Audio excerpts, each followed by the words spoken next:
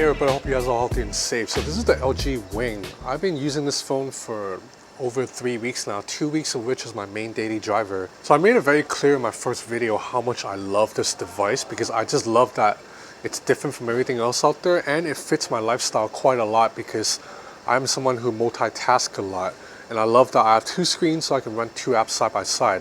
So most of you may already know, in addition to making YouTube videos, I am also a writer. I write for x8developers.com.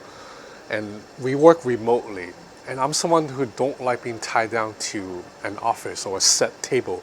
I like to go out during the day and do work wherever I am, at a coffee shop, maybe at a mall, maybe at a beach, whatever. Like right now I'm actually at a train station doing work with my girlfriend. Now if I have a really busy work day, I'll bring my laptop with me because that's ultimately still what's needed. But on a less busy day, I might just bring my phone because the phone nowadays is more powerful, more capable enough for us to do work on.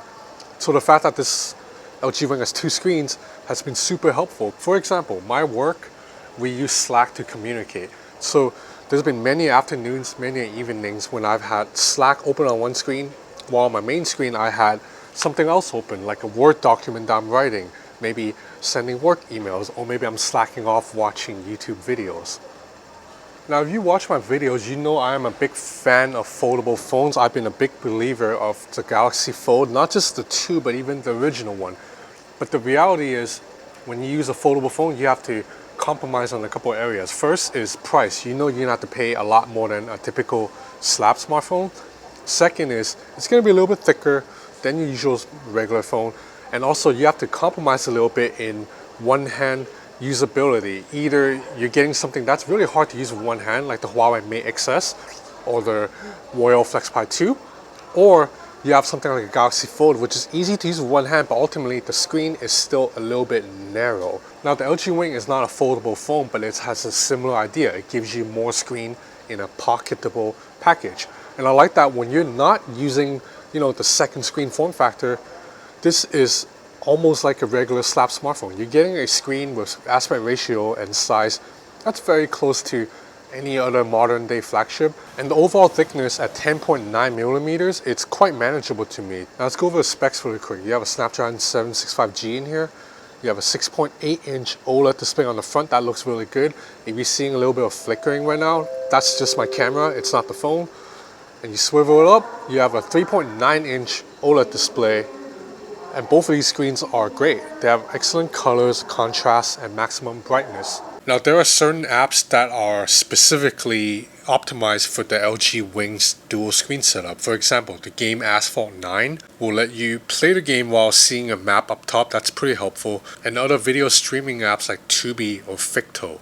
You can basically watch a video while browsing through different episodes or different content on the second screen. You have 8 gigs of RAM in here with either 128 or 256 gigs of internal storage. Looking at the cameras, you have a 64 megapixel main camera here. Down below it's a 13 megapixel ultra wide angle camera. And up top is a 12 megapixel gimbal camera. Now I made a mistake in my first hands-on video. I said this camera was basically the same tech as the gimbal camera seen in the Vivo X50 Pro, the one that actually moves. But that's not the case. This is just an ultra wide angle camera that's placed sideways in the camera, so meaning you can only use this to shoot landscape videos. And what LG is doing is it's digital cropping into the ultra wide angle camera. So when you're moving the gimbal around, the actual camera lens is not moving. It's just that this is a cropped in image of a wider field of vision, and it's just digitally moving within the frame. But in my first hands-on video, I actually tried this gimbal camera on a moving tram, and footage came out pretty smoothly. So you know it works, but ultimately, because this is an ultra wide angle camera, video footage is not going to be the best. Details are going to be lower than you shoot with the main 64 megapixel camera, and at night this gimbal camera suffers a lot. But during the day with good daylight, this is a pretty fun and useful tool to have. But at night, it's useless. You have to shoot with the main camera. Now, overall camera performance is pretty good. The main camera, 64 megapixel, it shoots pixel bin images, so you're getting a lot of details, a lot of light into each shot. Now, during the day, the LG Wing's camera is as good as any other big name brands out there, but at night, it's a class below, say, what the Galaxy Z Fold 2 or the iPhone 11 Pro Max or the Google Pixel 4 can do, unfortunately. There is a night mode here that fixes things a little bit, but ultimately the night camera here is just not the best around. It's not terrible, it's just not the best. Now let's talk about this swivel mechanism. LG says it's tested over 200,000 times, which means it's going to be good enough to last you your entire life cycle using this phone, whether you're using this for 2 years or 5 years. Now, despite the moving mechanism, the LG Wing is slightly more rugged and durable than your traditional foldable phone or two-screen phones. This is actually rated IP54, so it's not as high as IP58, but that means it's still dust resistant, and also the 4 in IP54 means it can withstand splashes of water. I've used this in heavy rain without any issues, so unless you're dropping this into water and letting it sit there for like a minute or 2 minutes, the LG Wing will be fine. I mentioned this during my first video, but I really like how sturdy and firm this phone feels in the hand when it's in regular smartphone mode. I mean, even though there's a moving part in here, you don't really feel it for the most part when you're just holding onto the phone. It feels very dense and solid, like it's one piece. Now overall, I love the idea of the LG Wing. I really like that LG thought out of the box and gave you something a little bit different. But there are complaints to be had. I wish that LG had put slightly more powerful components in this, because the phone, while it's not slow per se, it's definitely not the fastest phone around. Now, to be fair, I am super spoiled because I get to test all the latest phones. For example, I just finished using the Xiaomi Mi 10T Pro, which has a 144 Hz screen.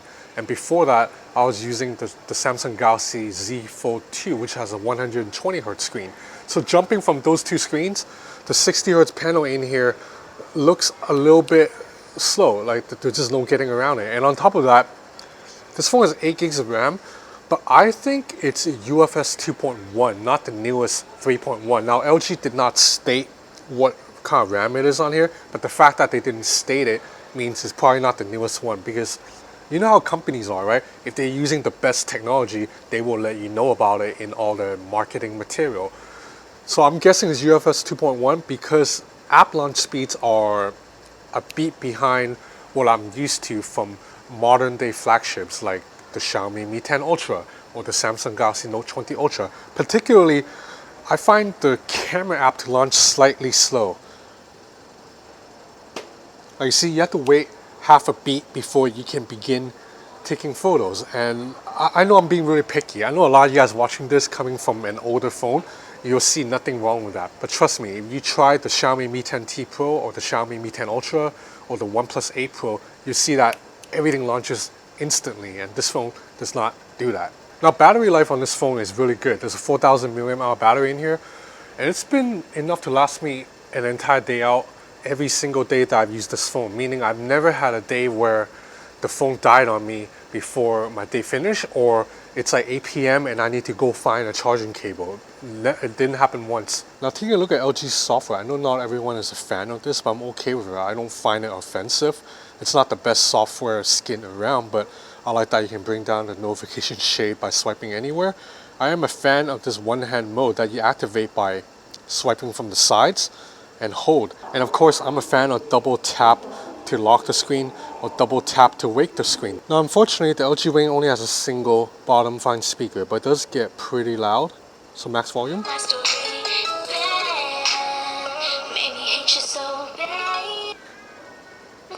But yeah, you can muffle it really easily. But ultimately, despite some of these shortcomings, I love this phone because I can do this. So I can watch this video and then, let me check out what's up on Instagram. Oh, I forgot to talk about the selfie camera. It's a 32 megapixel selfie camera that's housed in this pop-up camera module. You know, I don't really have a face for selfies, but for the most part, it's okay. You see right now, this is really challenging shots because I'm completely backlit right now, but it knows to fix exposure automatically. Now, if you switch to somewhere with more favorable lighting, you see the exposure adjusts itself pretty nicely. So I think for the most part, if you're into selfies, I don't think you can have much to complain about.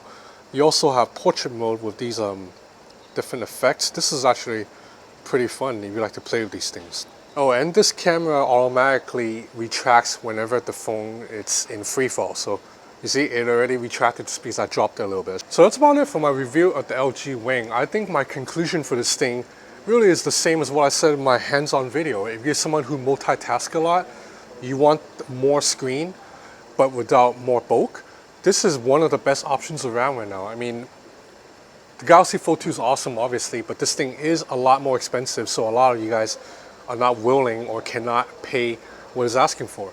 The LG Wing is half the price or maybe even less than that. I know in the US this thing goes for nearly $1,000, and to be honest, that's slightly on the high side in my opinion. I think a perfect price for this thing would be like $800, $750. But I think in the US, you'll probably have these trade-in specials or, you know, special deals, stuff like that. So eventually you should be able to get this for under $800.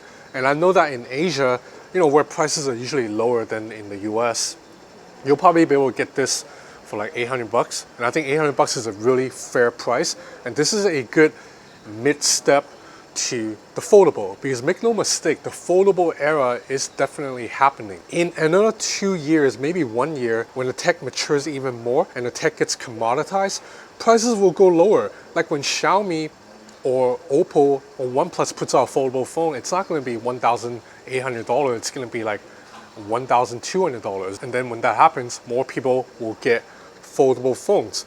But until we're there, this is a great option. I am really a big fan of this design and also the Microsoft Duo and the LG Duo screen. I just love that people are doing something a little bit different instead of the same slab phone over and over. So I respect LG a lot for thinking out of the box. Anyway, so that's it for my review of the LG Wing. I have a lot more content coming up, including the Huawei Mate 40 Pro. I'm gonna get that very soon, and a couple of other devices, you know, including the iPhone 12, stuff like that. So if you're interested in keeping up to date with the latest gadgets, please subscribe to my channel or follow me on Instagram at Ben's Gadget Reviews.